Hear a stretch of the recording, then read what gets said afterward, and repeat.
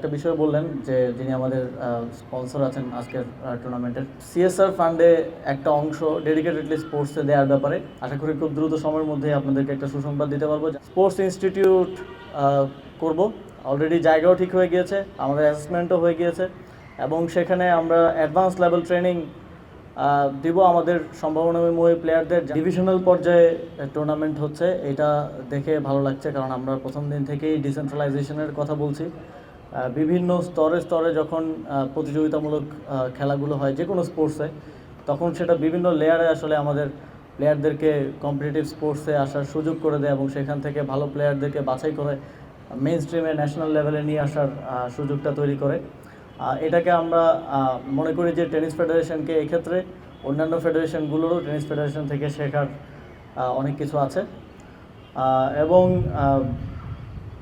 আমাদের দিক থেকে যে একটা বিষয় বললেন যে যিনি আমাদের স্পন্সর আছেন আজকের টুর্নামেন্টের সিএসআর ফান্ডে একটা অংশ ডেডিকেটেডলি স্পোর্টসে দেওয়ার ব্যাপারে আমরা এটা নিয়ে ইতিমধ্যেই কাজ করছি। শুধু ব্যাংকে না, আরও কর্পোরেট যারা আছেন সবারই সিএসআর করার নিয়ম আছে। আর সেখানেও স্পোর্টসটাকে ম্যান্ডেটরি করার বিষয়ে আমরা সরকারের উচ্চ পর্যায়ের সাথে কাজ করছি।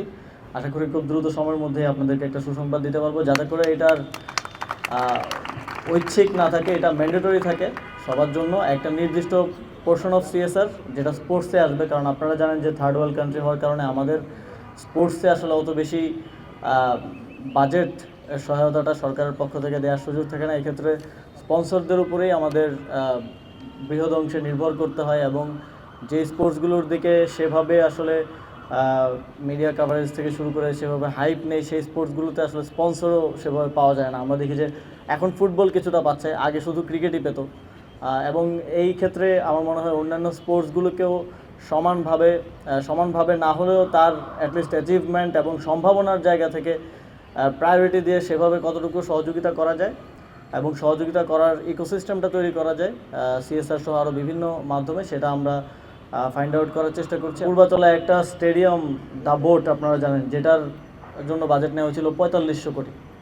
তো 4500 কোটি টাকা যদি সেটা স্পোর্টসে আসতো, তাহলে এটা আমাদের জন্য হিউজ একটা ডেভেলপমেন্ট করার সুযোগ ছিল। আমাদের প্লেয়ারদেরকে আমরা ভাবে ট্রেন আপ করতে পারতাম, প্রপারভাবে সুযোগ সুবিধা দিতে পারতাম। সেই জায়গা থেকে আমাদের একটা উদ্যোগ, এখন কার্যক্রম আমরা এখনও শুরু করতে পারিনি, আমরা এখনও প্রস্তুতি পর্যায়ে আছি। আমাদের প্রথম দিকেই ঘোষণা করেছিলাম যে আমরা একটা স্পোর্টস ইনস্টিটিউট করব, অলরেডি জায়গাও ঠিক হয়ে গিয়েছে, আমাদের অ্যাসেসমেন্টও হয়ে গিয়েছে এবং সেখানে আমরা অ্যাডভান্স লেভেল ট্রেনিং দিব আমাদের সম্ভাবনাময় প্লেয়ারদের, যারা পৃথিবীর বুকে বিভিন্ন অলিম্পিক থেকে শুরু করে বিভিন্ন জায়গায় দেশকে রিপ্রেজেন্ট করে।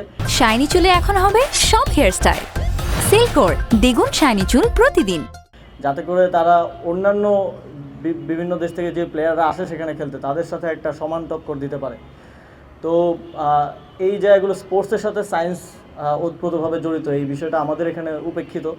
তো সেই জায়গাটাকে আমরা অ্যাড্রেস করার চেষ্টা করছি। এটা অবশ্যই একটা লং টার্ম কাজ, আমরা উদ্যোগটা নিচ্ছি, আমরা সেই ইনফ্রাস্ট্রাকচার এবং সেই পলিসিগুলো সেভাবে নিচ্ছি যাতে করে ভবিষ্যতেও এই কাজগুলো কন্টিনিউ হলে এটা আমাদের দেশের সার্বিক স্পোর্টসের জন্য ভালো হবে।